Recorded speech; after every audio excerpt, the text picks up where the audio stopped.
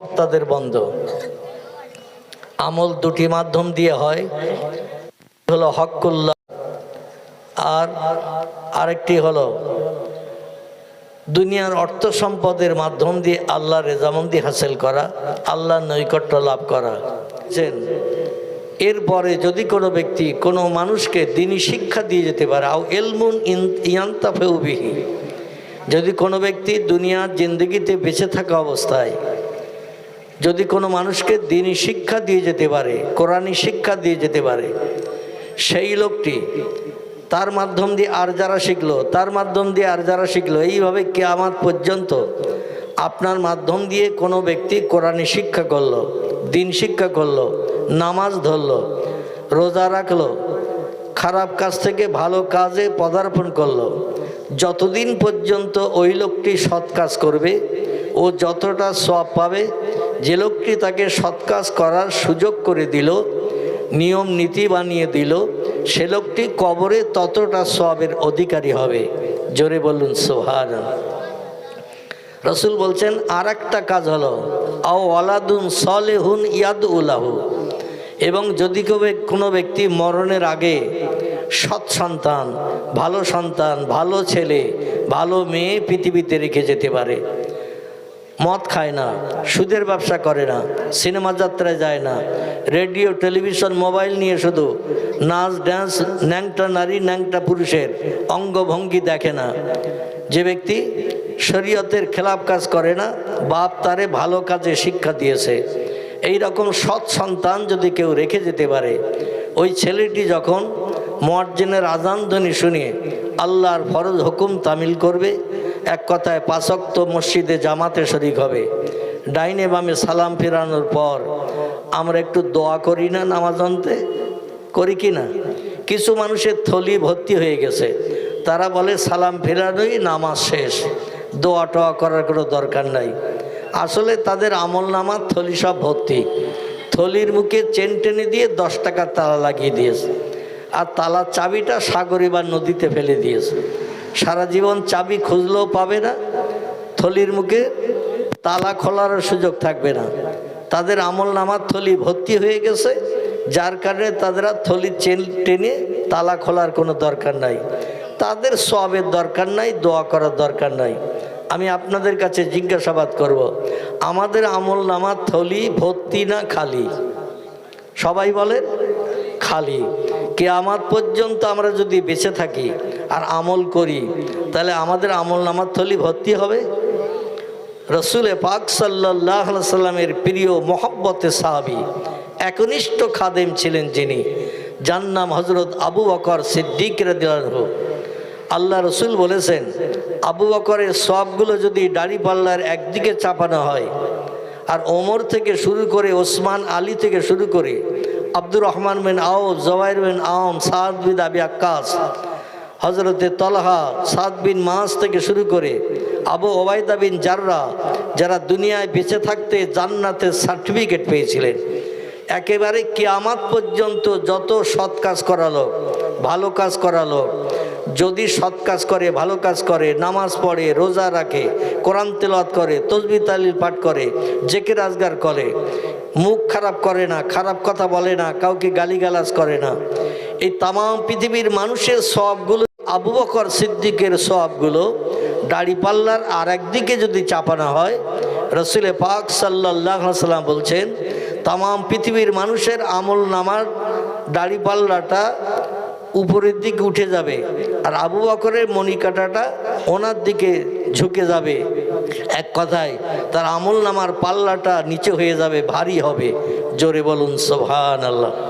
সমস্ত পৃথিবীর মানুষের সওয়াব একদিকে, আর আবু বকর সিদ্দিকের সওয়াব একদিকে, কিন্তু আবু বকরের দিকে মণিকাটা ঝুঁকে যাবে, সব মানুষের সওয়াবের দাড়ি পাল্লাটা উপরের দিকে হালকা হয়ে উঠে যাবে। এই আবু বকর সিদ্দিক বলছেন, আমি তামাম জিন্দেগি 38 বছর বয়স থেকে নিয়ে 63 বছর বয়স পর্যন্ত আমি আবু বকর সিদ্দিক রাদিয়াল্লাহু আনহু জীবনে সৎ কাজ করেছি, ভালো কাজ করেছি, নবীর হাতে হাত দিয়ে কলেমা পড়ে ঈমান এনে মুসলমান হয়ে এত সৎ কাজ করার কারণে আল্লাহ পাক রব্বুল আলামিন আমাকে পয়গম্বর মোহাম্মদ রাসূলুল্লাহ সাহাবীদের ভিতরে, সঙ্গীদের ভিতরে আমার নাম আল্লাহ পাক 1 নম্বরে ঘোষণা করেছেন। জোরে বলুন সুবহানাল্লাহ। তিনি বলছেন, আমার জীবনের সৎ কাজ যা করেছি, আমার আমলনামার থলি আমি ভর্তি করতে পারিনি। আমার আমলনামার থলি এখন আমি ভর্তি করতে পারিনি। আমার আমলনামার থলি এখনো খালি আছে। তো ওই লোকটি যদি আমলনামার থলি তামাম জিন্দেগি সৎ কাজ, ভালো কাজ, ভালো আমল করার কারণে যদি তার আমলনামার থলি খালি থাকে, তাহলে আমাদের খালি না ভর্তি? আমাদের খালি। এই জন্য আমরা খালি থলি, ভালো ভালো মজলিসে, ভালো ভালো জায়গায় বসবো, সৎ কাজ করবো, আমলনামার থলি ভর্তি করার চেষ্টা করব। আমরা দোয়া মোনাজাত করব। কি রাজি আছেন না নেই? যাদের থলি ভর্তি তাদের দোয়া করতে হবে না, আমাদের থলি খালি। এই জন্য আমরা সারা জীবন আল্লাহর কাছে চাইব। কারণ আল্লাহ কোরআনে বলছেন, উদউনি আস্তাজিব লাকুম, তোমাদের কিছু প্রয়োজন হলে আমার কাছে চাও। আস্তাজিব লাকুম, আমার কাছে চাইলে আমি আল্লাহ তোমাদের দোয়া কবুল করে, দাবি কবুল করে মনোবাঞ্ছা পূর্ণ করব। এই জন্য আমাদের আহলে সুন্নতুল জামাতের আকীদা মোতাবেক আমরা দোয়া মোনাজাত করি না? করি না? আমরা করি। কিছু দলমত পথের মানুষ তারা বলে দোয়া মোনাজাত লাগবে না। এই জন্য আমি আপনাদের বলবো, আমাদের আপনজন যারা জায়গা জমি, ঘর বাড়ি, ব্যবসা বাণিজ্য, ব্যাংক ব্যালেন্স ইত্যাদি আমাদের জন্য রেখে কবরে গেছে, তারা কবরে এখন ভিক্ষুক সেজে হাত পেতে আছে।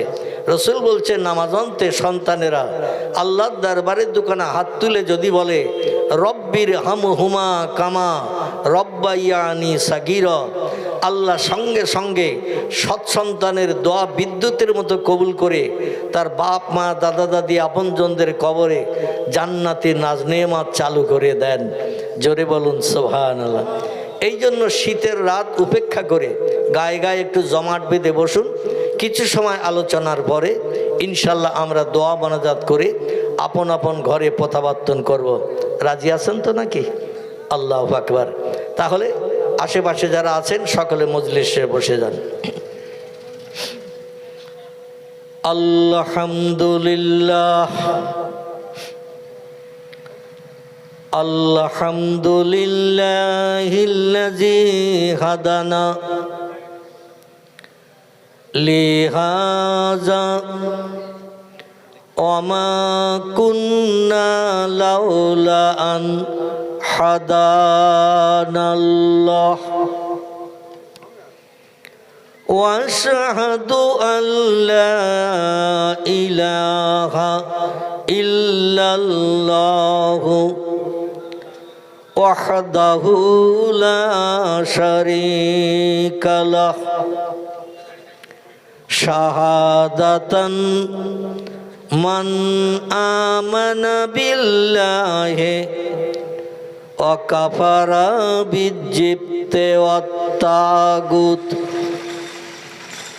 ওয়া আশহাদু আন্না সাইয়্যিদানা ওয়া নাবিয়ানা ওয়া হাবিবানা ওয়া সামাদানা ওয়া শাফিআনা ওয়া মাওলানা মুহাম্মাদান সাল্লাল্লাহু আলাইহি ওয়া সাল্লামা আবদুহু ওয়া রাসূলুহু নবিউল মাকারিমিল আখলাকিল মাওসুফ অবিল কামালিল আওসাফিল মানউত ফাকাদ ক্বালাল্লাহু তাআলা ফি কালামিহিল মাজিদ ওয়া ফিল ফুরকানিহিল হামিদ আউযু বিল্লাহি মিনাশ শাইতানির রাজিম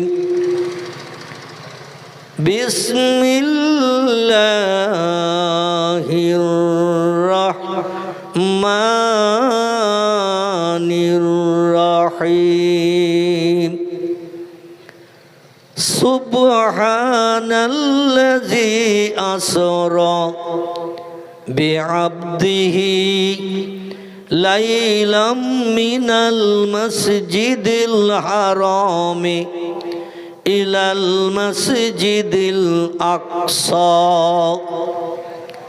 আল্লাযী বারাকনা হাওলাহু লিনুরিয়াহু মিন আয়াতিনা ইন্নাহু হুয়াস সামিউল বাসীর। সকলে একটু গলা ছেড়ে উচ্চ রবে প্রাণ খুলে বলুন আল্লাহু আকবার। এই বাচ্চারা তোমরা ফাঁকি দিও না বাপ, তোমাদের তো এখনো পেস্টিজ টেস্টিজ হয়নি, মান সম্মান যাবে না। যাদের বয়স 20-30-এর কোটা পেরিয়ে গেছে, আমি হাজার বললেও তাদের কণ্ঠের আওয়াজ আমার কান পর্যন্ত আসবে না। তাদের অনেক ঝামেলার ব্যাপার আছে, মর্যাদার ব্যাপার, আত্মসম্মানের ব্যাপার, পেস্টিসের ব্যাপার, হাজারো ঝামেলার ব্যাপার দাঁড়িয়ে আছে। তোমরা যখন বড় হবে, 30-40 বছর বয়স হবে, পেস্টিস টেস্টিস হবে, মান সম্মানের ব্যাপার দাঁড়াবে, তখন আর বলতে হবে না। এখন ছোট আছো, জোরে একটু আওয়াজ দেবে। আল্লাহর নামের আওয়াজ তুলতে কার কার আপত্তি আছে একটু হাত তুলুন তো। আল্লাহর নামের আওয়াজ তুলতে আপত্তি আছে কার কার? আল্লাহু আকবার শব্দটি হলো আরবি ভাষা। কি ভাষা বললাম? আরবি ভাষা। এই আরবি ভাষার বাংলা অর্থ হলো আল্লাহ মহান, আল্লাহ শ্রেষ্ঠ, আল্লাহ বড়। কথাটার ভিতরে শস্য দানা পরিমাণ সন্দেহ আছে? আপনারা বলেন, পৃথিবীর কোনো বিজ্ঞান, দার্শনিক, ইঞ্জিনিয়ার, ডাক্তার, মাস্টার থেকে শুরু করে সাহিত্যিক, ঐতিহাসিক থেকে শুরু করে এমন একটা ব্যক্তির নাম বলেন যে ওই লোকটা আল্লাহ থেকে বড়। বয়সের দিক থেকে যদি যান, আল্লাহ চেয়ে বয়স বেশি আর কার আছে? কথা বলেন। আচ্ছা, বাড়ি থেকে আসার সময় কি মেয়েদের সঙ্গে ঝামেলা টামালা করে এসছেন? মন গরম গরম ভাব দেখতেছে আপনাদের। মন গরম থাকলে কথা বলতে চায় না। বক্তা বক্তৃতা করলে গা গরম হয়, কথাটা ঠিক না ভুল? বক্তা বক্তৃতা করলে গা গরম হয়, আর শ্রোতারা চুপ করে বসে বসে যদি শোনে তো হিমালয় পাহাড় হয়ে যাবেন ভাই। কি পাহাড় বললাম? হিমালয় পাহাড়। ও গরম না ঠান্ডা? হিমালয় পাহাড় নেপাল ভুটানের দেশে একটি পাহাড় আছে, এই পাহাড়টির নাম হলো হিমালয়। ওই পাহাড়ের থেকে 4 কিলোমিটার দূরে খালি গায়ে দাঁড়ালে ঘন্টা 3-এর ভিতরে বাঁশ কাটতে হবে। কি কাটতে হবে? বাঁশ কাটতে হবে। তার মানে কবরে দাফন করার জন্য প্রস্তুতি নিতে হবে। মানে এত বরফের ঠান্ডা, 4 কিলোমিটার দূরে খালি গায়ে দাঁড়িয়ে থাকলে আপনার আড়ষ্ট হয়ে মরণ হবে। তো আমি চাই না আপনার আড়ষ্ট হয়ে হিমালয় পাহাড় মার্কা হয়ে যান। আমার সঙ্গে মাঝে মাঝে একটু কথা বলতে হবে, একটু আল্লাহু আকবার, সুবহানাল্লাহ, আলহামদুলিল্লাহ, যখন যেটার প্রয়োজন হবে সেটা বলতে বলবো। এ বললে সওয়াব আছে না নাই? লাভ আছে না লস? লাভ। আল্লাহ যদি আজরাইল দিয়ে ডাক দেয়, তার আল্লাহু আকবার বলার সুযোগ হবে? আচ্ছা, সুবহানাল্লাহ বলার সুযোগ হবে? আলহামদুলিল্লাহ বলার সুযোগ হবে? হবে না। অতএব দুনিয়ায় যতদিন বেঁচে আসি, এইরকম ভালো পরিবেশে যখন আমরা আসি, একটু নবীজির মহব্বতের দরুদ শরীফ বক্তারা পড়ায় না? পড়ায় না? আচ্ছা, মরে গেলে কবরে আর পড়ার সুযোগ হবে? হবে না। আচ্ছা, এখানে যদি ফুটবল খেলা হতো, 3 বার দরুদ শরীফ পড়ে কি খেলা শুরু করতো? আচ্ছা, ক্যারাম বোর্ড খেলা যদি হতো তো 10 বার নবীর নামে দরুদ শরীফ, 11 বার আল্লাহু আকবার বলি ক্যারাম বোর্ড খেলা শুরু হোক, এরকম হয়? কথা বলতে হবে। আচ্ছা, যেখানে তাস খেলা হয় সেখানেও কি 11 বার দরুদ শরীফ, 21 বার আল্লাহু আকবার, সুবহানাল্লাহ বলি কি তাস খেলা শুরু হয়? দুনিয়ার কোনো জায়গায় পড়ার সুযোগ নেই। এ পড়ার সুযোগ এই রকম একটা মজলিসে হয়। ঠিক না ভুল? চার দোকানে বসবেন, রাজনীতির গল্প চলবে শুধু। কোন নেতা কি করেছে, কে কতটা খেয়েছে, এই সব গল্প চলতে চলতে গাল ব্যথা হয়ে যাবে। কিন্তু এখানে দুনিয়ার কোনো রাজনীতির গল্প হবে না, দুনিয়ার কার ব্যবসায় কত লাভ কত লস সে আলোচনা হবে না। এখানে আল্লাহ এবং তার নবীর কথা হবে। এখন কোরআন শরীফ সত্য না মিথ্যা? সত্য। তা আমি কোরআনের একটি আয়াত 15 পারা শুরুতে আল্লাহ পাক কোট করে দিয়েছেন। কত পারা বললাম? এই কথা বলবে না, আমার কথার দিকে খেয়াল করেন। 15 পারার শুরুতে আল্লাহ পাক একটি আয়াত কোট করে দিয়েছেন, আমি সেই আয়াতটা আপনাদের কাছে পড়েছি। সে আয়াত সম্পর্কে কিছু তথ্য দেব, তবে এই আয়াতের ভিতরে যে তথ্যগুলো আমি আপনাদের কাছে পরিবেশন করব, আপনাদের হয়তো শকস বা সন্দেহ লাগতে পারে। এরকম চিন্তা ভাবনা আছে কারো যে কোরআনের কথা মিথ্যা, কোরআনের কথা ভুল, কোরআনে বাজে বাজে তথ্য আল্লাহ দিয়েছেন, বর্তমান বিজ্ঞানের যুগেও চলবে না, মেনে নেওয়া যাবে না, এরকম চিন্তা ভাবনা আছে কারো? নেই। তাহলে আল্লাহর কথা সত্য না মিথ্যা? সত্য। সত্য কথা বলতে আপত্তি কারো নাই? আমি দেখলাম কেউ হাত তোলেননি। আমাদের ফুরফুরা শরীফের ছোট হুজুর পীর কেবলাকে আপনারা অনেকে দেখে থাকবেন, যারা একটু 60, 65, 70 বছরের বয়স মার্কা মানুষ আছেন, তারা ছোট হুজুর কেবলাকে দেখে থাকবেন, যার নাম ছিল জুলফিকার আলী সিদ্দিকী। ঠিক বললাম না ভুল বললাম? দাদা হুজুর কেবলা ছোট সাহেবজাদা, 5 সাহেবজাদার ভিতরে ছোট ছিলেন। ইনি মাঝে মাঝে জলসায় এসে বলতেন যে চিনি খেতে আবার গালে ব্যথা।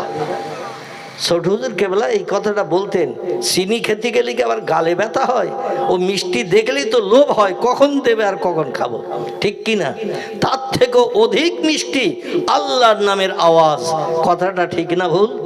এই জন্য বাচ্চারা যখন বড় হবে তখন আর বলতে হবে না, ছোট আছো একটু জোরে আওয়াজ দেবে, তোমাদের আওয়াজে চাচা দাদাদের পেস্টিজ দূর হয়ে যাক। সবাই একটু অন্তত কণ্ঠে কণ্ঠ মিলাবে। বাংলা একটা প্রবাদ আছে, দেখা দেখি চাষ, গায়ে গায়ে বাস। ফাঁকা মাঠের মাঝখানে রাস্তার ধারে যদি কেউ ঘর বাঁধে, আরো 2-5 জন সেখানে ঘর বাঁধবে না বাঁধবে না? বাঁধবে। কারণ অমুক বেঁধেছে, ঘিঞ্জিটা থাকবো না, গরমের সময় হাওয়াও পাই না, ঠিক কি না? ঝগড়াঝাটি অশান্তি হয়। ফাঁকা জায়গায় একজন ঘর বেঁধেছে, ওখানে আমার জমি আছে, তো এখান থেকে উঠিয়ে দিয়ে ওখানে ঘর বাঁধবো, ঠিক কি না? তাই প্রবাদটা আছে, দেখা দেখি চাষ, গায়ে গায়ে বাস। তো বাচ্চারা যদি আওয়াজ দেয়, আপনাদের গলার স্বর একটু উঠবে না উঠবে না? আল্লাহু আকবার। তাহলে আমি একটু তাকবীর দেই, একটু আওয়াজ তোলেন, নারায়ে তাকবীর। আগের থেকে একটু বেড়েছে না কমেছে? বেড়েছে। তাহলে আমি যদি আরেকটু ঘষি, তাহলে আরেকটু আওয়াজ বাড়বে না কমবে? যত ঘষা হবে তত বাড়বে। আমরা আল্লাহর নামের আওয়াজ দেব না তো কার নামের আওয়াজ দেব? প্রধানমন্ত্রী, মুখ্যমন্ত্রী, এমএলএ, এমপিদের নামের আওয়াজ দেব? কি তাদের চরিত্র? আলহামদুলিল্লাহ, আমার ভাই সামনে বসে বলছেন খারাপ। আমি খারাপটা বলবো না, আবার হয়তো আমার রাস্তার মোড়ে ধরবে কেউ। আমি জনগণের কল্যাণমূলক কাজ করি, একটা পয়সা খাইনি, আর আপনি বলছেন আমি খারাপ, এই বলবে না বলবে না? অনেকে বলতে যাবে, এই জন্য আমি বলবো না, আপনারা বলে দিয়েছেন, আমার যেন না ধরে। তো আল্লাহ পাক যিনি জীবনে একটা মিথ্যা কথাও বলেননি, কাউকে প্ররোচনাও দেননি, কাউকে ধোকাও দেননি, কারো অর্থ আত্মসাৎ করেননি, গরিব এতিমের হক ফাঁকি দিয়ে খাননি, কোনো মানুষের প্রাণনাশ করেননি, কারো গালে চড় মারেননি, ঠিক বললাম না ভুল বললাম? সেই মহান আল্লাহর নামের আওয়াজ আরেকটা বার একটু জোর করে তোলেন, আমি বক্তৃতায় সামনে আপনাদের এগিয়ে নিয়ে যাই। নারায়ে তাকবীর, নারায়ে তাকবীর। وقال النبي صلى الله عليه وسلم فاذن المؤذن ثم صلى ركعتين إماما كما قال عليه الصلاة والسلام.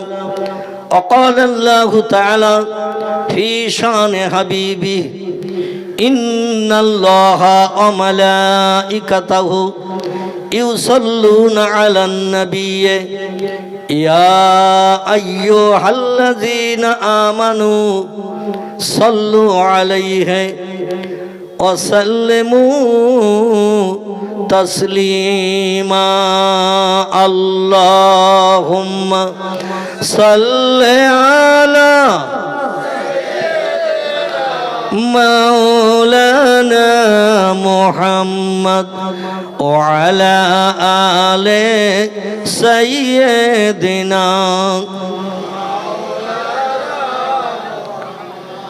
ওরে গোলাপ তুই কি প্রথম, ওরে গোলাপ তুই কি প্রথম চুমেছিলি মোর নবীর কদম, তাই কি রে তোর খুশবু সদা আতর মাঝে জাগে, মুহাম্মদ নাম যতই জপি, মুহাম্মদ নাম যতই জপি ততই মধুর লাগে, ওই নামেতে এতই মধু কে জানি তো আগে। আল্লাহুম্মা সাল্লি আলা মাওলানা মুহাম্মদ ওয়া আলা আলি সাইয়্যিদিনা। বুলবুলি রে তুই কি প্রথম, বুলবুলি রে তুই কি প্রথম শুনেছিলি মোর নবীর বচন, তাই কি রে তোর কণ্ঠের স্বর শুনতে মধুর লাগে। মুহাম্মদ নাম যতই জপি ততই মধুর লাগে, ওই নামেতে এতই মধু কে জানি তো আগে। আল্লাহুম্মা সাল্লি আলা মাওলানা মুহাম্মদ ওয়া আলা আলি সাইয়্যিদিনা। প্রাণ ভরে কলেমার জিকির লা ইলাহা ইল্লাল্লাহ, লা ইলাহা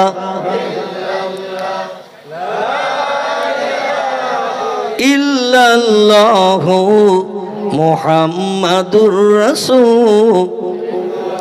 কাক ডাকে কাকা রবে, কাক ডাকে কাকা রবে, কোকিলের স্বর মধুর লাগে,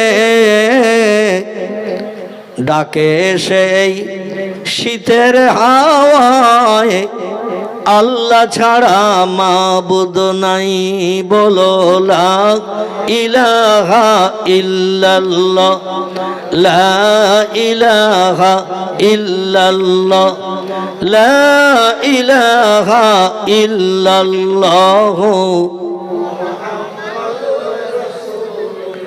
নবী বকর গারে সুরে, নবী বকর গারে সুরে, সেই নামের ওই জিকির করে, তাই না দেখে মাকড় সাথে জাল বুনিয়া যায়, কবুতর এসে পাশে বসে স্মরণ করে, তাই বলো লা ইলাহা ইল্লাল্লাহ, লা ইলাহা লা ইলাহা ইল্লাল্লাহ মুহাম্মাদুর রাসূলুল্লাহ। আলহামদুলিল্লাহ, আমরা বক্তৃতার প্রারম্ভে আল্লাহর নামের একটু জপ জিকির, প্রিয় নবী মুহাম্মদ রাসূলুল্লাহর মহব্বতে একটু দরুদ সালাম আমরা পাঠ করলাম। এতে আমাদের লাভ হবে না লস হবে? আমাদের ভারতবর্ষের একটি অঙ্গরাজ্য, রাজ্যটির নাম হলো পাঞ্জাব। কি নাম বললাম? অঙ্গরাজ্য একটি পাঞ্জাব। যেমন বিহার আছে, উড়িষ্যা আছে, কর্ণাটক আছে, রাজস্থান আছে, গুজরাট আছে, তামিলনাড়ু আছে, আছে না? পশ্চিমবাংলা, ঝাড়খণ্ড, এইরকম করে কেরল, কর্ণাটক, বিভিন্ন রাজ্য আছে ভারতবর্ষের। একটি রাজ্যের নাম পাঞ্জাব, যেটা ভারতবর্ষের উত্তর পশ্চিমে অবস্থিত। কোথায় বললাম? ভারতবর্ষের উত্তর পশ্চিমে অবস্থিত পাঞ্জাব বলে একটি রাজ্য আছে, যেখানে আল্লাহর একজন প্রিয় বান্দা, মাহবুব বান্দা কবরস্থ হয়ে ঘুমিয়ে আছেন, ভারতবর্ষের জমিনকে ধন্য করে। লোকটির নাম মুজাদ্দেদে আলফে সানি রহমাতুল্লাহ আলাইহি। কি নাম বললাম? মুজাদ্দেদে আলফে সানি রহমাতুল্লাহ আলাইহি। 12শো শতাব্দীর মুজাদ্দেদ ছিলেন যিনি। যেমন আমাদের ফুরফুরা শরীফ, হুগলি জেলার ফুরফুরা শরীফে একজন মুজাদ্দিদের আগমন হয়েছিল 100 বছর আগে। লোকটির নাম ছিল আবু বকর সিদ্দিকী আল কুরাইশি। মুজাদ্দিদ শব্দটি আরবি ভাষা, এর বাংলা অর্থ হলো সমাজ সংস্কারক। কি নাম বললাম? সমাজ সংস্কারক। অন্ধকারাচ্ছন্ন কুসংস্কারাচ্ছন্ন মানুষকে সুপথ দেখিয়েছেন, অন্ধকার থেকে আলোর পথ দেখিয়েছেন। এনাদের বলা হয় মুজাদ্দিদ। এই পাঞ্জাবের জমিনে জায়গাটির নাম হলো সারহান্দ। কি নাম বললাম? আহমদ সারহান্দি রহমাতুল্লাহ আলাইহি। এই সারহান্দের জমিনে এরকম হচ্ছে কেন? মাইকের জোর যেভাবে ছিল সেভাবে রাখেন, বেশি দিতে হবে না, আমার গলার স্বর বেশি আছে ইনশাল্লাহ। কোকো করলে কথা বলা যাবে না। তো পাঞ্জাবের সারহান্দ বলে একটি জায়গা আছে। ওই সারহান্দের জমিনে আল্লাহর একজন মহান ওলি, আল্লাহ প্রেমিক খোদাভক্ত বান্দার আগমন হয়েছিল 1200 শতাব্দীতে। আমার ভাইরা, লোকটির নাম ছিল আহমদ সারহান্দি রহমাতুল্লাহ আলাইহি। এই পাঞ্জাব দেশে জনসংখ্যায় সব থেকে বেশি বসবাস করে যারা, এরা হলো শিখ ধর্মাবলম্বী। কি ধর্ম বললাম? শিখ ধর্মাবলম্বী। আমরা যাদের পাঞ্জাবি বলি, আমাদের দেশে দেখবেন অধিকাংশ গাড়ি ড্রাইভিং করে এই পাঞ্জাবিরা, এবং গাড়ির খালাসিগিরির কাজও করে তারা। ওদের ধর্মীয় নেতার নাম হলো মিস্টার গুরু নানক। কি নাম বললাম? ওদের ধর্মীয় নেতার নাম মিস্টার গুরু নানক। আমাদের ধর্মীয় নেতা আছে না নাই? কথা বলে। হিন্দু ভাইদের আছে না নাই? জৈনদের আছে না নাই? ইহুদের আছে না নাই? খ্রিস্টানদের ধর্মীয় নেতা আছে না নাই? প্রত্যেকটি ধর্মাবলম্বীদের এক একজন ধর্মীয় নেতা আছে। তো শিখেদের ধর্মীয় নেতার নাম হলো মিস্টার গুরু নানক। বৌদ্ধদের ধর্মীয় নেতার নাম গৌতম বুদ্ধ। ইহুদিদের ধর্মীয় নেতার নাম মোজেস বা মুসা। খ্রিস্টানদের ধর্মীয় নেতার নাম ঈসা বা যিশু। হিন্দু ভাইদের ধর্মীয় নেতার নাম রামকৃষ্ণ পরমহংসদেব। আমাদের নেতার নাম কি? আলহামদুলিল্লাহ, আমাদের নেতার নাম হলো মুহাম্মাদুর রাসূলুল্লাহ সাল্লাল্লাহু আলাইহি সাল্লাম। তো শিখেদের ধর্মীয় নেতার বাহ্যিক সুন্নত হলো 4টি। কটি বললাম? শিখ ধর্মাবলম্বী গুরু নানকের আদর্শের অনুসরণ অনুকরণ যারা করে, এদের 4টি সুন্নত মেনে চলতে হয়। সুন্নত শব্দটি আরবি ভাষা, বাংলা অর্থ হলো এদের জীবন আদর্শ, তার জীবন আদর্শ বাস্তব জীবনে রূপদান করে চলতে হয়। আমাদেরও ধর্মীয় নেতার বাহ্যিক সুন্নত হলো 4টি। কটি বললাম? 4টি। এর ভিতরে 3টিকে আমরা বাস্তব জীবনে রূপদান করে চলার চেষ্টা করি। আমি খুব টুকটুক করে একটু তথ্য দিয়ে আমার বক্তব্যের দিকে এগিয়ে নিয়ে যাব। একটু প্রথমে আমি একটু ট্রাক্টর দিয়ে নিচ্ছি। ট্রাক্টর বোঝেন তো? আচ্ছা, ঘাস বাগানে দানা ছড়ালে চারা হবে জঙ্গলে? আচ্ছা, জমিটা যদি একটা বা দুটো ট্রাক্টর দিয়ে চাষ দিয়ে ঘাসগুলো মেরে দেওয়া হয়, তারপরে যে কোনো দানা দিলেও চারা হবে না? হবে না? জমি পরিষ্কার করে দানা দিলে সব দানায় চারা হবে। এইবার আমি একটু দানা বুনিয়ে দিয়ে যাব, চারা তৈরি হবে। এ চারায় তেল সার পাউডার আপনাদের দিতে হবে। আর যদি তেল সার পাউডার দিতে আসবে না, গাছ যখন সতেজ হয়ে পূর্ণবয়স্ক হয়ে যাবে, ইনশাআল্লাহ ওতে ফল হবে, ফসল হবে। ফসলগুলো কর্তন করে বাড়ি এনে আপনারা ভবিষ্যৎ জীবনে বসে বসে খেতে পারবেন। সকলে রাজি আছেন তো নাকি? তবে তেল সার পাউডার দিতে কিন্তু আমি আসবো না, আমি শুধু দানা বুনে দিয়ে যাবো। চারার তদবির ট্রিটমেন্ট আপনাদের করতে হবে। এই জন্য একটু দানা বুনতে চাচ্ছি, প্রথমে একটু ট্রাক্টর দিতে চাচ্ছি 2-5 মিনিটের জন্য। তাহলে আমার কোরআন হাদিসের আলোচনা করতে দানা ছড়াতে সুবিধা হবে। আমি আশা রাখি আল্লাহু আকবার, আল্লাহর কোরআন এবং নবীজির জওয়ানে হাদিস শরীফ, এই ভিতরে কোনো মিথ্যা কথা আছে?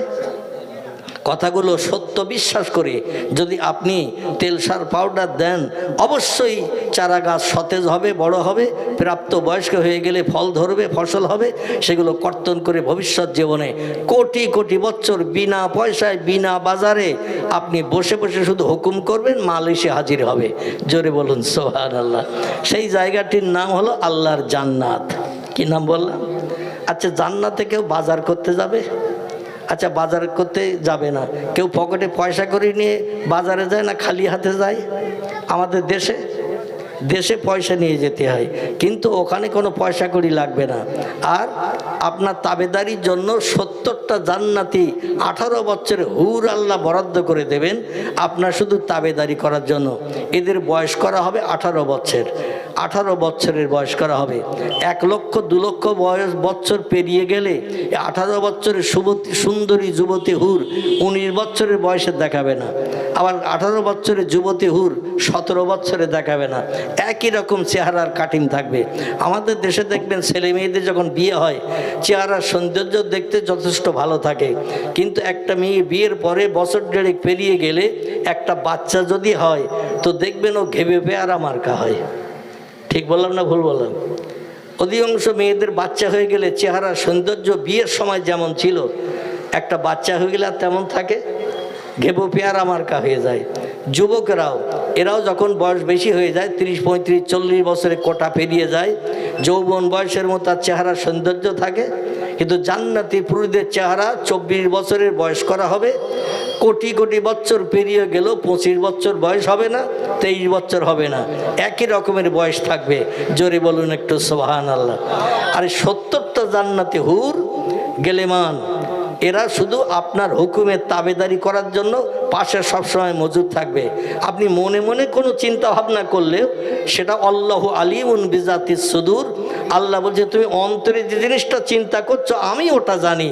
সঙ্গে সঙ্গে তুমি যদি একটা সুন্দর পাখি উড়ে যাচ্ছে দেখে মনে মনে চিন্তা করো পাখিটা দেখতে এত সুন্দর, কত রকমের রং তার ডানায় পাখায় লাগানো আছে, না জানি ওর গোশতটা খেতে কেমন মজা হবে, এত সুন্দর দেখতে। যেমন ময়ূর দেখতে ভালো না খারাপ, পেখম তুলে যখন নাচে কত সুন্দর দেখায়, এর থেকেও দামি দামি সুন্দর সুন্দরী পাখিগুলো আল্লাহ পাক জান্নাতের ভিতরে রেখেছেন। মনে মনে চিন্তা করবেন, একটু কাউকে বলবেন না, কেউ জানবে না, শুধু মনে মনে চিন্তা ভাবনা করবেন এই পাখিটা দেখতে এত সুন্দর, না জানি ওর গোশত কত টেস্টফুল হবে, কত মজাদার হবে। সঙ্গে সঙ্গে আল্লাহ পাক জান্নাতি হুরেদের জানাবেন আমার বান্দা পাখির গোশত খাওয়ার ইচ্ছা প্রকাশ করছে। সারা জীবন পৌষ মাসের শীতকে উপেক্ষা করেছে, পৌষ মাসের শীতে কম্বল মুড়ি দিয়ে থাকেনি, মুয়াজ্জিন ভোরবেলা যে আজান ধ্বনি দিয়েছে কম্বলে লাথি মেরে মসজিদে জামাতে শরীক হয়েছে। ঠিক কিনা?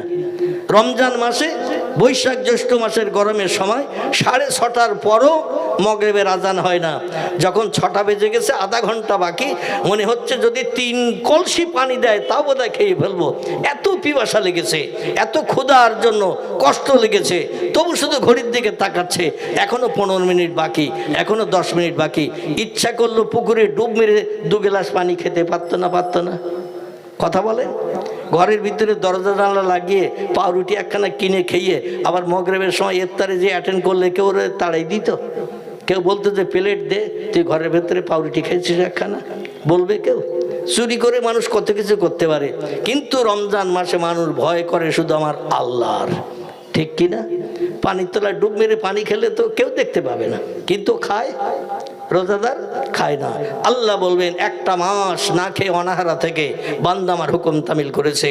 পৌষ মাসের শীত, মাঘ মাসের শীত উপেক্ষা করে মুয়াজ্জিনের আযান ধ্বনি ফজরের সময় পানির পুকুরের পানি পর্যন্ত হিমালয় পাহাড় মার্কা হয়ে রয়েছে, হাতে লাগলে হাত কনকন করে, এত ঠান্ডা শীত, তবু বান্দা উপেক্ষা করে হাত ধুয়েছে, মুখ ধুয়েছে, পা ধুয়েছে, মুখমণ্ডল ধুয়েছে, মাথা মুছে করেছে, চুলের উপর দিয়ে পানি লাগিয়েছে। সেই বান্দা এখন যেটা ইচ্ছা করবে আমি যদি না দিই আমার ওয়াদা ভঙ্গ করা হবে। ইন্নাল্লাহা লা ইখলিফুল মিয়াদ, আমি আল্লাহ যত ওয়াদা বান্দার জন্য করেছি একটা ওয়াদাও কোনোদিন ভঙ্গ করিনি এবং ভবিষ্যতও করব না। আল্লাহ পাক সেদিন আমার মনের ভিতরে গোপন খবরটা প্রকাশ করে সঙ্গে সঙ্গে জান্নাতে হুরদের বলবেন ওই পাখি জবাই করে রান্না করে ভুনা করে আমার বান্দার সামনে হাজির কর। বান্দার সামনে যখন হাজিরি করবে বান্দা জিজ্ঞাসা করে এটা কিসের গোশ? তখন ওই জান্নাতি হুরেরা বলবে যে পাখিটা দেখে মনে মনে ভাবছিলে যে পাখিটা দেখতে এত সুন্দর, গোশত না জানি কত টেস্টফুল মজাদার হবে, এই তুমি ধারণা করছিলে, আল্লাহ তোমার অন্তরের গোপন খবর রাখেন, তা আমাদের দিয়ে ভুনা করিয়ে তোমার সামনে পরিবেশন করেছেন। জোরে বলুন সুবহানাল্লাহ। এই জান্নাত আমরা চাই না? সবাই চাই। আলহামদুলিল্লাহ। আমি হাত তুলতে বলবো না, কারণ শীতকাল, চাদরের ভিতরে হাত ঢুকে রেখেছেন, আবার বার করে উঁচু করবেন। আমি আপনাদের মুখের কথাই খুশি হলাম। আপনারা অবশ্যই চান, আমিও চাই, ঠিক কি না?